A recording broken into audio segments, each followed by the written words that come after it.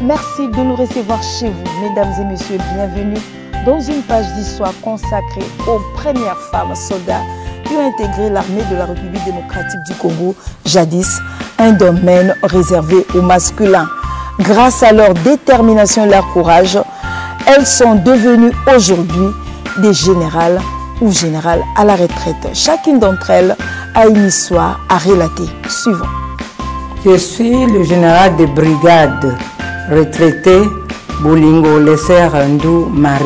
J'avais intégré l'armée en 1966 suite à l'appel des autorités d'avant qui ont appelé les filles de venir dans l'armée. C'est pour cela que j'avais intégré l'armée. On nous a recrutés au début 22. En première promotion, général-major Sassa, Jean Bolingo, capitaine Boma, colonel Nzenze, lieutenant du Antessa, adjudant de première classe Biouma, major Kaeye, lieutenant Foueni.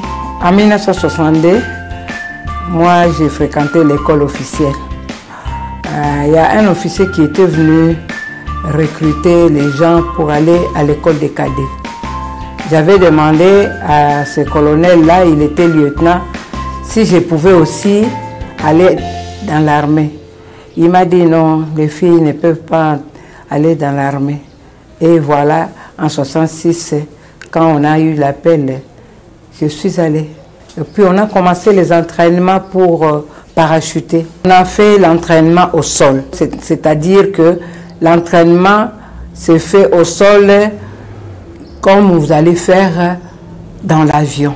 La position que vous allez prendre quand vous allez descendre avec le parachute, on vous montre ça, rouler à gauche, rouler à droite. Après, quand on a terminé, on a parachuté.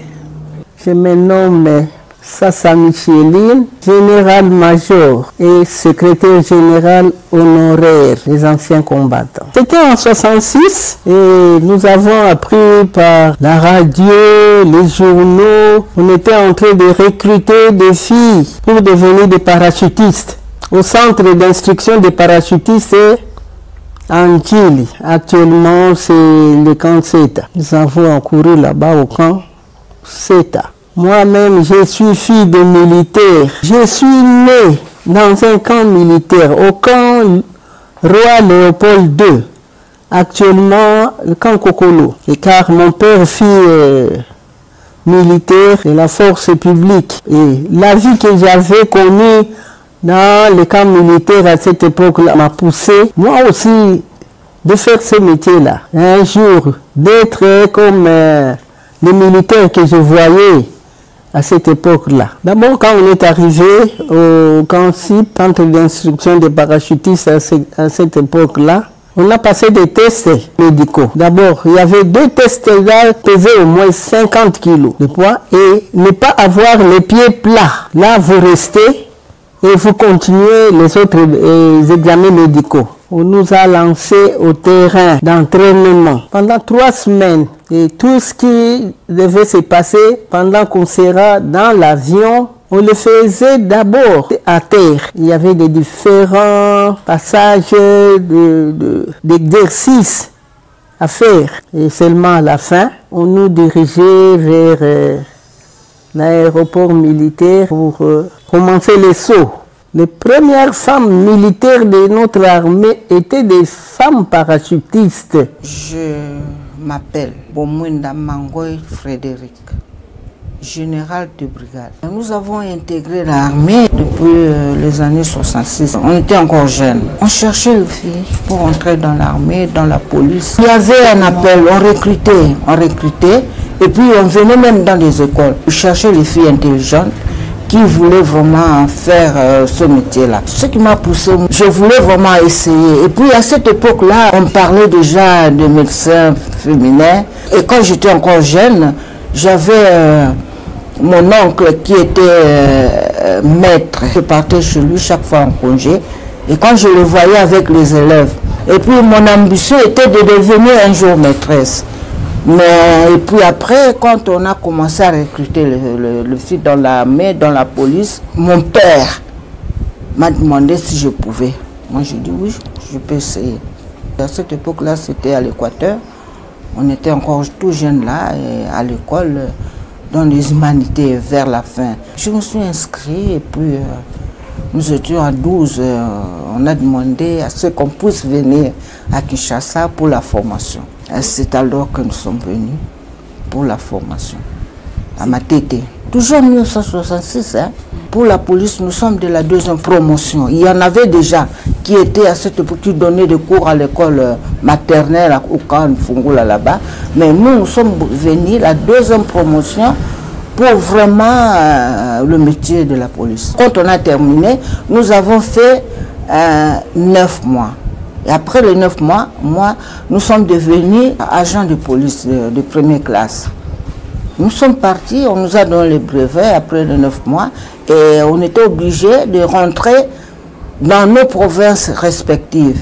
On recrutait chaque promotion 22 filles. Chaque promotion 22 filles. Jusqu'à arriver peut-être à la 5e promotion, le président décidera qu'on aille faire le cours d'officier en Israël. Et on a fait les examens. Celles qui avaient réussi, les 22 parmi nous, on est parti en Israël. Après avoir effectué beaucoup d'exercices là-bas au camp, même après avoir obtenu notre brevet B de parachutiste, on a fait beaucoup d'exercices là-bas. Et puis, arrivant en 67, il y a eu une bourse là pour envoyer des filles militaires en formation en Israël. Mais il y avait seulement 22 places. Et avec une centaine de femmes que nous étions là-bas. Alors, on a fait une sélection. Et puis, on a fait des tests. Par là, on avait retenu les 22 filles. Ainsi, nous étions partis. Au départ, ici, on nous a séparés. Vous suivrez les cours de sous-officiers. Et les autres, vous suivrez les cours d'officiers. Arrivés en Israël, là-bas, on nous a dit non. Ils nous ont toutes remis ensemble. Dit, tout le monde fera d'abord les stages des sous-officiers. Et eux, par là, à la fin, eux-mêmes choisiront qui pourra devenir officier. C'est ce qui a été fait. Nous, on s'était demandé pourquoi on nous remet encore ensemble. On nous a expliqué là-bas, on nous a dit à la fin que tout militaire ne peut pas devenir officier. Un officier, c'est un monsieur. Hein. Moi, je dirais que c'est une grande dame. On est d'abord restés comme des aspirants hein, avec nos grades là. Moi, j'étais aspirante officier, les autres là, aspirantes aussi sous-officier, donc adjudant. On a attendu de 67 jusqu'en 68 que la hiérarchie décidera quand même de nous donner nos grades. Parce qu'ils ont dit, ces filles méritent parce qu'elles ont été en formation et elles ont rempli les conditions. En 68 là, et au camp Kokolo, il y a eu une grande parade. Et comme vous voyez sur cette photo-là, c'est ce jour-là que le général Boboso, alors commandant en chef des forces armées, c'est lui qui était en train de me mettre mon palme de sous-lieutenant. Et les autres aussi, on a fait la même chose pour mes collègues officiers et sous-officiers. En ce moment-là, on était des stagiaires, on était en Israël, c'est un pays étranger. Le président avait demandé qu'on aille au front, puisque la guerre de 6 jours nous a trouvés là-bas, que nous allions au front. En 1967, mais on lui a demandé de payer l'assurance. Mais ce qui n'a pas été fait, on n'est pas parti. La guerre de 6 jours, c'était pendant que nous étions encore en formation là-bas en Israël. Un beau jour, on attend des coups de canot, des coups de canot, des coups de canot. Oh, on s'est posé la question, ça c'est quoi ça? C'est quoi ça? Et puis un jour, c'était une femme colonelle hein, qui était venue nous voir. On était réunis là dans la salle et puis elle nous a parlé. Elle dit que voilà, nous nous préparons à faire la guerre. À cette époque-là, Israël était entouré seulement des pays arabes. Hein. D'ailleurs, pour se rendre en Israël, l'avion quittait ici. On est parti par l'Italie. Et le soir, on a pris un vol là qui côtoyait la mer jusqu'en Israël. La colonelle là nous a dit que nous avons déclaré la guerre avec les pays arabes et que bientôt ça va commencer. Ce que vous entendez là, ce sont les préparatifs de la guerre. Et que nous sommes sûrs que nous allons réussir. Parce que si nous ne réussissons pas, vous voyez, ces gens-là vont nous pousser vers la mer. Et c'est ça que nous refusons. Nous devons réussir. Et voilà, elle nous a encouragés. On était restés là-bas pendant la guerre. Mais ici au pays, là, les parents, tout ça, ils ont envahi l'ambassade d'Israël. Nos enfants sont là-bas, tout ça, et il y a la guerre. Ils ont dit, elles sont en sécurité. Il n'y a pas de danger pour elles. On nous a fait enregistrer des fois des salutations à nos familles ici, et c'était passé à la radio ici. Parce qu'ici, à cette époque-là, il n'y avait pas encore de télé. Nous avons vu la télévision là-bas en Israël. Nous ne sommes pas partis au front. Se battre, non. Nous, on continuait nos cours, parce qu'on était dans une caserne là. On continuait les cours. Quand vous entendez la sonnerie là, et qu'il y avait peut-être un accrochage de 2 avions dans le secteur que vous êtes, allez, il fallait sortir vite. Partout là où vous allez vous mettre dans les trous qu'on a creusés, derrière nos maisons et partout. Après le passage de ces avions-là, avec le signal, on pouvait rentrer. À cette époque-là, nous, on dormait même avec nos bottines à pied, parce que si la sonnerie sonne, l'alerte et que c'est pendant la nuit, vous n'allez pas commencer encore à porter les bottines ou quoi. Directement, vous descendez du lit, vous sortez, vous allez vous mettre dans les trous, derrière les maisons. Et c'était ainsi. Et ça n'a pas duré beaucoup, 6 jours seulement. La guerre était finie et Israël avait remporté. L'histoire de la femme militaire a évolué au fil du temps. D'abord parachutiste. Ensuite, elles ont réussi à s'imposer dans l'armée en occupant les mêmes fonctions que leurs homologues masculins. C'était un peu difficile de nous accepter dans l'armée. C'était difficile et surtout que nous étions partis faire les cours des officiers et des sous-officiers. C'était pas facile. Les défis qu'on a relevés, mais c'est leur montrer que nous sommes des militaires comme eux. L'émancipation de la femme. C'est en ce moment-là que le président avait voulu que le Congo soit le premier pays à avoir des femmes militaires dans son pays. D'être déjà officier, c'était un impact. On commandait comme les hommes. Il y a des défilés, on faisait comme les hommes. Tout ce que les hommes faisaient, nous aussi on le faisait. Vraiment, pour nous qui avons été les premières, c'était vraiment une fierté. Et surtout qu'on savait qu'on allait devenir des officiers. C'était vraiment une grande fierté. Au début, là, il n'y avait pas tellement d'obstacles. Après, oui, les hommes ne nous acceptaient pas d'être égal à eux. L'égalité n'était pas encore là. Pas de parité, il n'y en avait pas. Il y avait des hommes qui ont encouragé, il y avait des hommes aussi qui nous décourageaient. Il y a quand même eu des hommes, parce que ce sont eux que nous avons trouvés. Ils avaient plus d'expérience que nous. Ainsi, si vous aviez des questions à poser, un renseignement, tout ça, ils nous donnaient des renseignements, ils nous guidaient. Il y avait d'autres qui étaient bons, gentils, ils ne s'occupaient pas. Mais il y a d'autres papas là, l'autorité avait déjà mis en garde ceux qui n'allaient pas respecter ces jeunes officiers. Parfois, vous occupez telle fonction et c'est un homme qui voulait avoir ces fonctions-là. Il ne va pas vraiment vous apprécier, vous... Au début, c'était un problème. Les femmes, les hommes, on se moquait de nous. Moi, je fais la section de recrues à Matete. Mon oncle habitait Yolo. Moi-même aussi, j'habitais Yolo. Et quand je rentrais de la formation, derrière moi, les gens me suivaient. Police, police. Amoneka Moussaka Osara Yango. Et puis il y avait ma petite soeur, l'enfant de mon oncle, qui venait toujours m'attendre à l'arrêt de bus. Et on rentrait ensemble. Elle me montrait, la fille ici aussi, vous avez insulté. La fille ici aussi. Donc c'était comme mon éclaireur.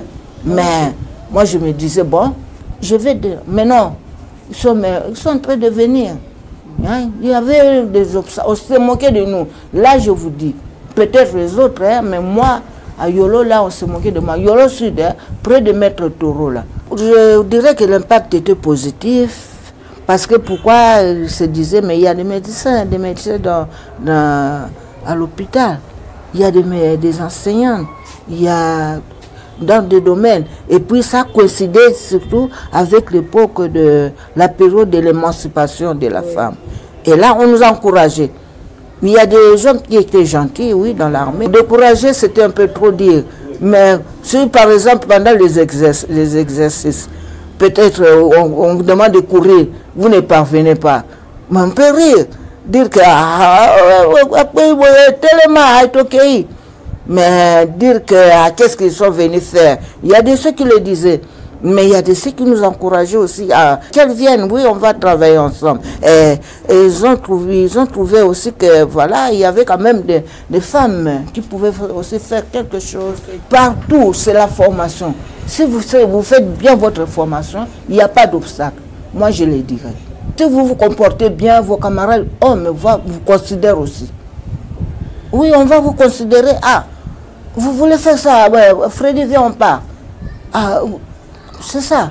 Après ça, on a été affecté à faire différents cours et à aller travailler. J'étais la première à être envoyée à l'état-major général. À notre retour d'Israël, et après à la nomination de nos grades, on nous a mélangés aussi. Et il y a eu d'autres filles maintenant. Hein. Celles qui n'étaient pas parties en Israël, elles n'ont pas quitté. Elles étaient toujours des militaires. On a été mélangés. Elles aussi, elles ont eu des affectations, des centralistes et tout ça. On nous a proposé, à part moi qui souhaitais faire l'administration, il y a eu d'autres pour l'administration, il y a eu d'autres pour devenir des infirmières. Et tout ça, l'armée s'en est occupée. En 1980, et on est devenu des capitaines. Pour avancer, devenir major, il fallait suivre les cours de techniciens d'état-major au centre supérieur militaire. Mais à cette époque-là, on refusait que les femmes aillent au centre supérieur pour suivre cette formation. Quoi, dit, oh non, ça c'est pas fait pour les femmes. Mais nous sommes des militaires complets. Qu'est-ce qui nous empêchera? C'est ainsi que nous avons passé au moins 8 ans au grade de capitaine afin d'attendre. Et puis, on n'attendait pas, on n'a pas croisé les bras. On voyait les autorités, tout ça, on insistait. Ils ont vu, même le président de la République était informé par nos écrits. Un beau jour, on nous autorisera à accéder au cours de technicien d'état-major à l'école de commandement et d'état-major. Donc, nous étions à 3, moi, général Bolingo et la défunte colonel Mbiti qui nous a quittés. Quand nous sommes entrés dans l'armée, on est d'abord recrue. Après recrue, on devient soldat de 2e classe. Et nous avons eu notre grade de 1er classe le 1er avril 1967. Après l'Israël, on nous a donné le grade de caporal. C'est en ce moment-là, j'étais caporal, commandant des femmes militaires, commandant de la compagnie féminine, comme on disait. Et puis après, comme on attendait les grades des officiers, en 1968, on nous a nommés sous-lieutenants et ceux des sous-officiers, on les a nommés adjudants. C'était les premières femmes officiers dans notre pays et sous-officiers. C'était pas facile. Les hommes n'avaient pas accepté.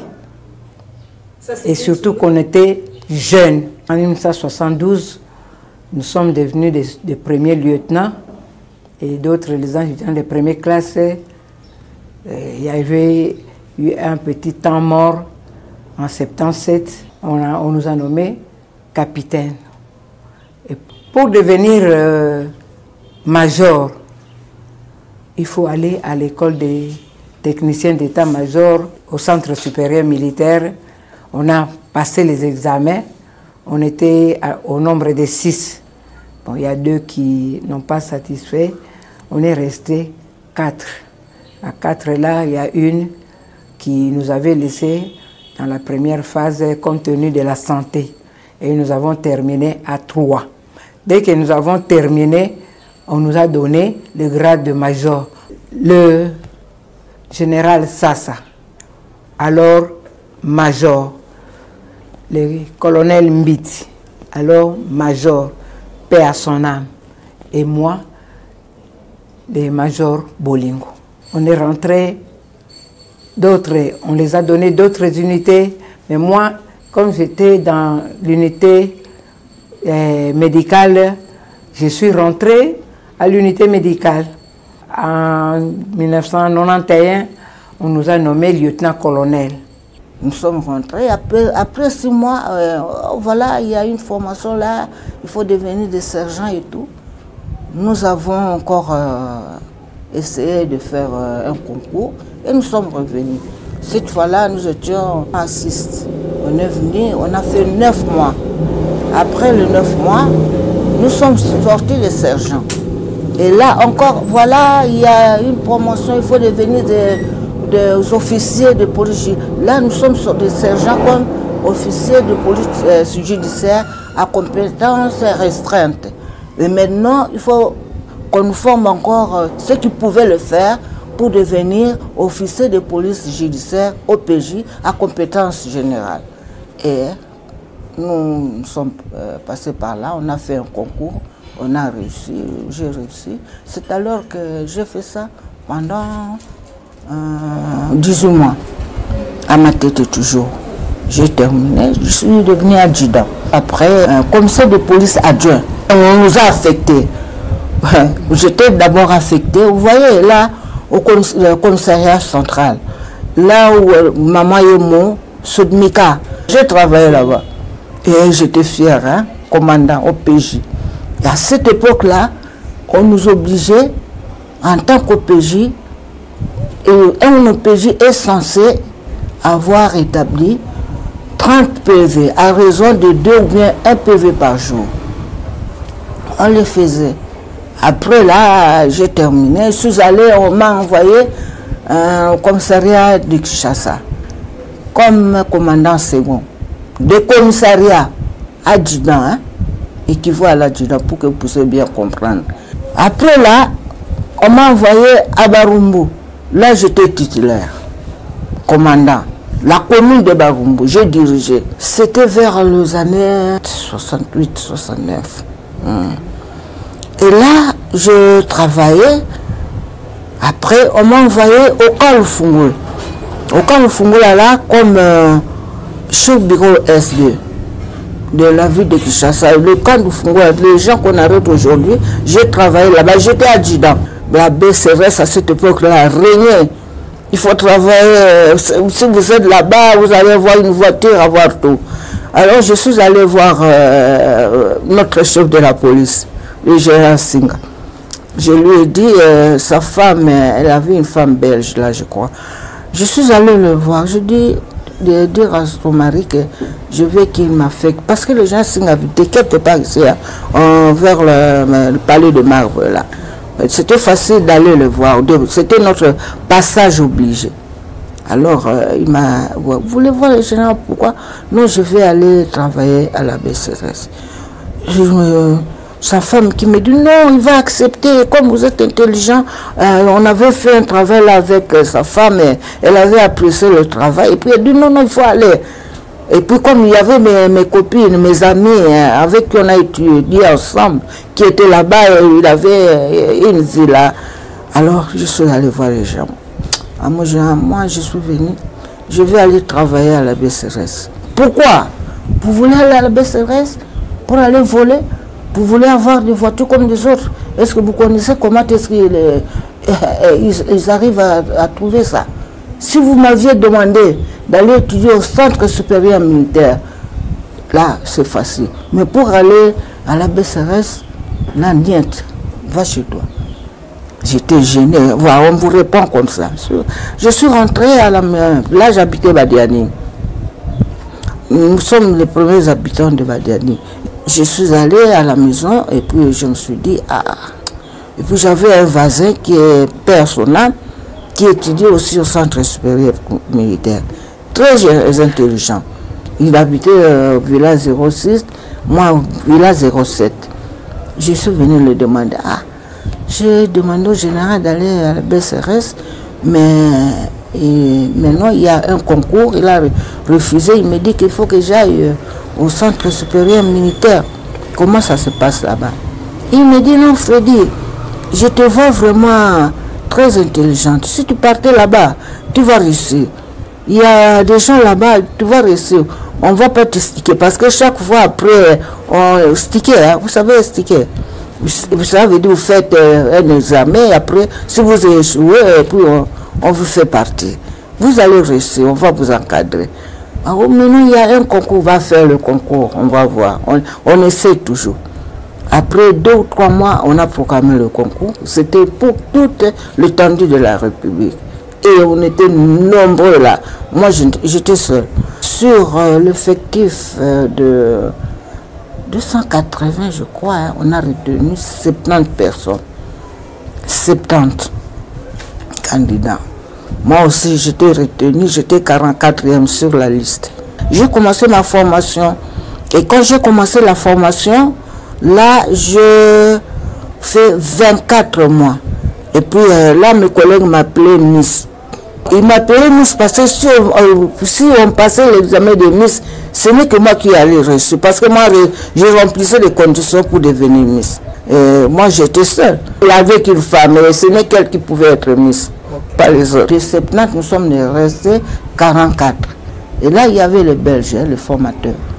Et chaque fois, on me disait, si je demande quelque chose, on me dit, ici, l'académie n'est pas pour les femmes.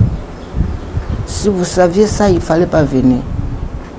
Vous êtes obligé de vous adapter. Nous sommes allés faire un stage à Kitona. Et j'étais parti avec mes collègues. Là, nous étions 37. Nous sommes restés 37. Alors on est allé avec mes collègues. Vous connaissez l'arme MAG. C'est une arme là qui pèse 3 kg et quelques. Et quand on partait, le bivouac, ça veut dire transporter cette arme-là. Et notre chef de promotion avait pitié de moi. Et s'il venait en aide, je me demandais, le monsieur, il s'appelait M. Van Netbroek, mais capitaine. C'est un blanc, un belge. Non, pas question. L'académie n'est pas pour les femmes. Elle doit porter son arme. Des fois, je ne pleurais pas. J'avais envie de pleurer, mais ça me gênait un peu, hein, pleurer. Je faisais vraiment un effort pour ne pas trop exagérer, mais c'était dur. J'ai travaillé aussi à la brigade spéciale de la protection de l'enfance. Hein. Maintenant, il y a trop de vagabondage. À cette époque-là, les enfants moins de 18 ans n'étaient pas sur la rue. On les arrêtait. À partir de 18 ans, on commence déjà. 20 heures, on commence à les prendre. Tout, on les arrêtait et puis on les envoyait à Madimba. Dans le Congo central, mais jusqu'à l'âge de 18 ans, ils apprenaient le métier. Maçonnerie, charpenterie, tout ça. Ils apprenaient un métier de briqueterie. Ils faisaient tout. Après ça, c'était comme si un centre de rééducation. Après, on les remettait dans leur famille. Et puis, c'était devenu des messieurs après la formation. C'était toujours vers les années 69. La discipline est la mère des armées, dit-on. Les femmes militaires se sont sacrifiées et ont réussi à marquer l'histoire militaire de la République démocratique du Congo. Pendant qu'on travaillait en état-major général, au ministère de la Défense et tout ça, pas un bon jour, il y a une lettre avec atterri disant que on rappelait à toutes les parachutistes, hommes et femmes de la garnison de Kinshasa, de regagner le camp Tchad pour quelques mois d'exercice. Ainsi, on avait quitté, laissé le bureau, on était parti. Je crois qu'on a fait là-bas 3 mois. Et chaque matin, de 6h30, on était déjà là. On commençait par un course là, de 2 km. Et puis, on nous a donné des fonctions là-bas dans les bureaux. Moi, j'étais toujours dans le bureau 1. Il y a eu des jours où on devait faire les marches de Kanchachi jusqu'à Lipen avec sac à dos, le bottine au pied, tout ça. Et là-bas, il y a une pente là. On appelait Bukamikua. Il fallait faire la descente de cette pente là-bas.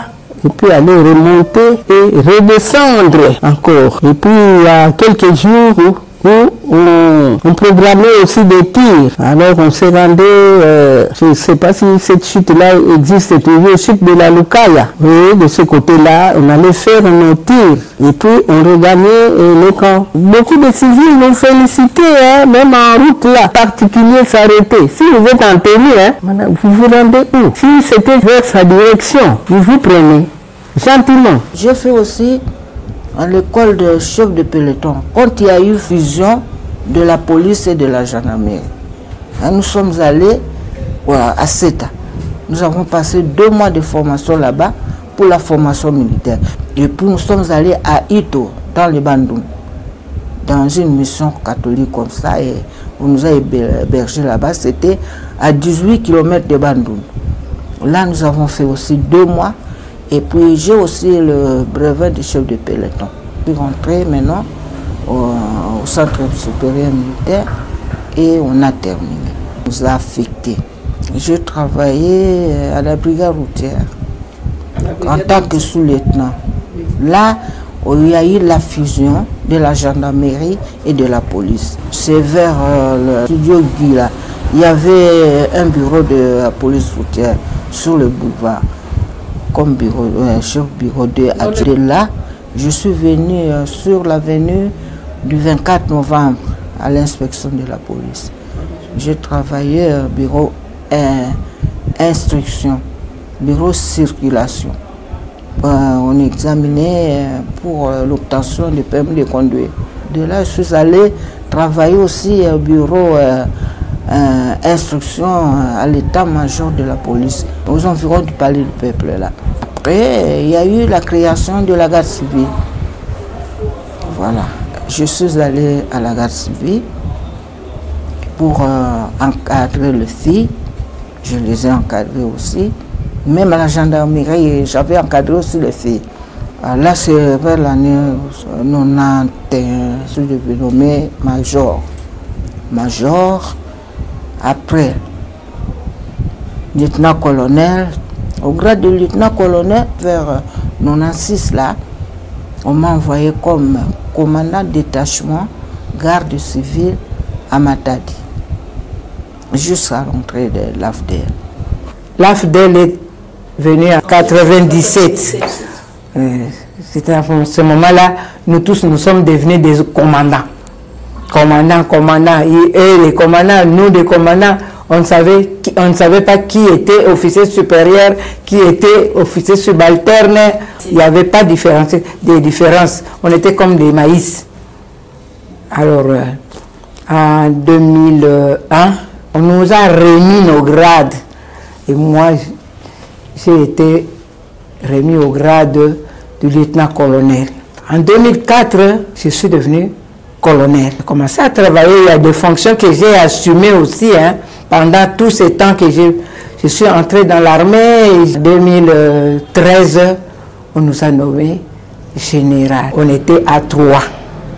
Moi, le général Sassa et le général Mboui. Tu vois. Moi et le général Sassa, on était de la première promotion de femmes militaires.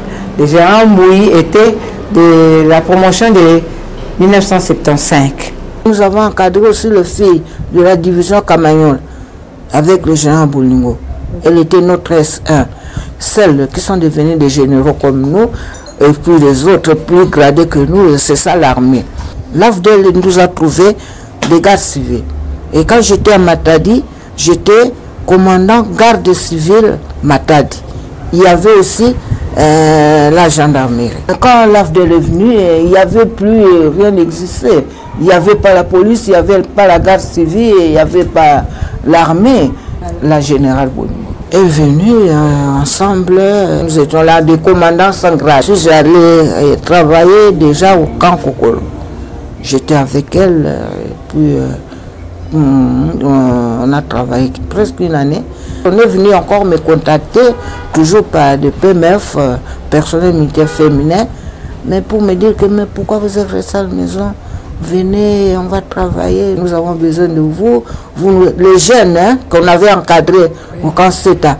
Et puis après, je suis allé travailler au service d'éducation civique et patriotique. Voilà, avec l'avancement au grade, peut-être les services rendus, les chefs ont trouvé qu'on pouvait nous élever. Voilà que nous sommes aujourd'hui nommés à ce grade de général que nous sommes aujourd'hui. Et puis, je peux dire aussi, je suis gradué en criminologie. Nous sommes rentrés à la mer des civils et nous rentrerons toujours dans la vie civile. Et puis, il faut savoir comment vivre avec les civils. Ce sont nos frères, ils ne sont pas nos ennemis. Ces femmes militaires, devenues aujourd'hui générales, ont occupé des fonctions et ont reçu des promotions, ont été décorées au même titre que les militaires hommes. Parmi les fonctions occupées, il y a eu cette fonction-là, on m'avait choisi pour ouvrir le bureau de la condition féminine au sein des forces armées à l'époque parce que ça n'existait pas. Au ministère de la condition féminine, on m'a présenté là-bas pour dire que voilà, le capitaine ici viendra prendre des dossiers, des documents ici chez vous parce que dans le domaine militaire, ce n'est pas ce qui s'est dit à la cité ou bien dans un ministère qui pourra être fait aussi dans l'armée, non. J'avais aussi occupé ces fonctions-là, le social, tout ça. Alors, on s'occupait des cantines et autres, pour mettre des vivres pour les familles des militaires. J'ai effectué aussi ces fonctions-là. On m'avait nommé commandant de l'école d'administration et de l'informatique. C'était d'abord à Kinshasa, au centre supérieur militaire. Entre-temps, à Kananga, on commençait déjà à réfectionner des anciens bâtiments. À l'époque, c'était une école qui formait les comptables d'Actilo, tout ça, militaire. Alors, ceux qui avaient réfectionné les bâtiments et autres, on a tout mis en place. C'est ainsi que après quelques mois au centre supérieur ici militaire à Kinshasa, l'école a été acheminée à Kananga. Je suis resté à Kananga pendant 3 ans comme commandant de l'école d'administration et de l'informatique militaire. Quand j'ai reçu le grade de général, j'ai vu que j'allais quitter parce que le commandant de l'école devait être seulement colonel. Mais j'ai attendu ici à Kinshasa et puis un jour, l'ordre était venu regagner l'école. En tant que général.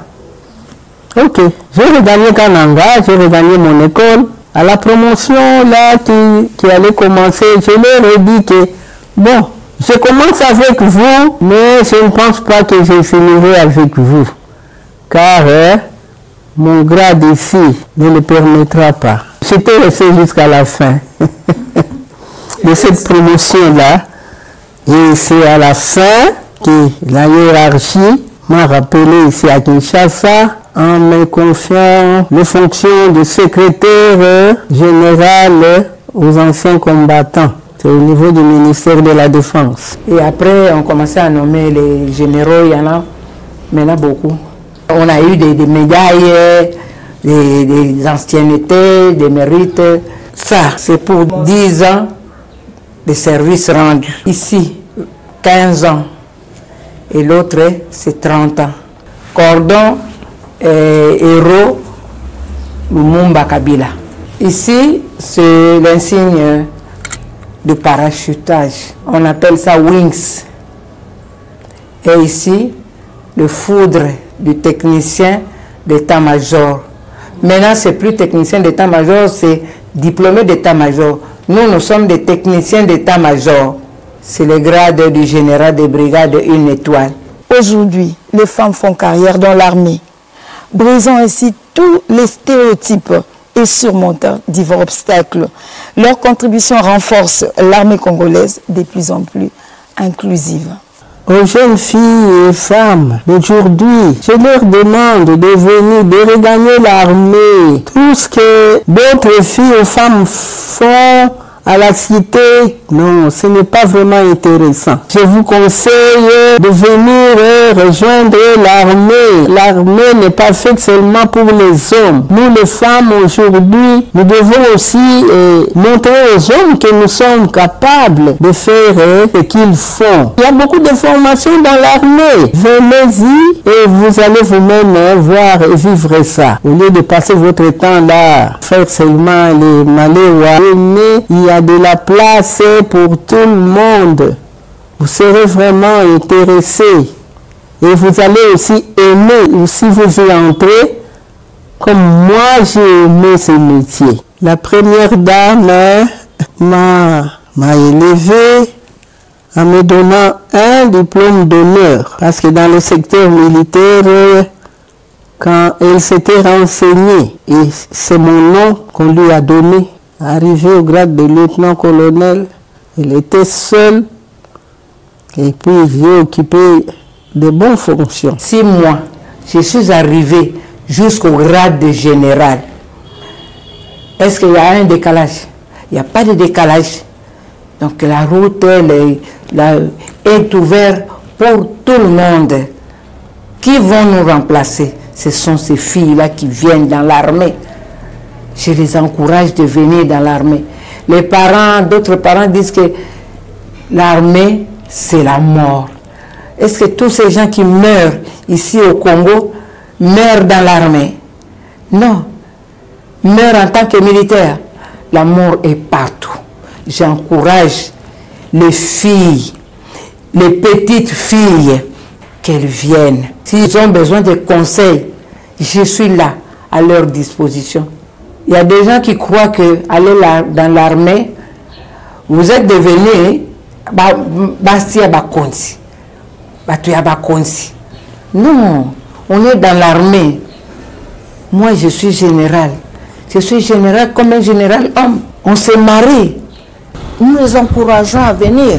Il ne faut pas que l'armée, les femmes n'existent plus. Nous, nous partons, nous sortons, que les autres puissent venir nous remplacer. Nous les avons laissés, on a laissé dans l'armée, nous avons laissé des généraux. Par exemple, le général Chech, le général Marie-Josée Mbouyi, le général Générose Kabouang.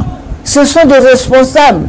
C'était des jeunes filles que nous avons formées, grandies dans l'armée. Que les filles ne se découragent pas.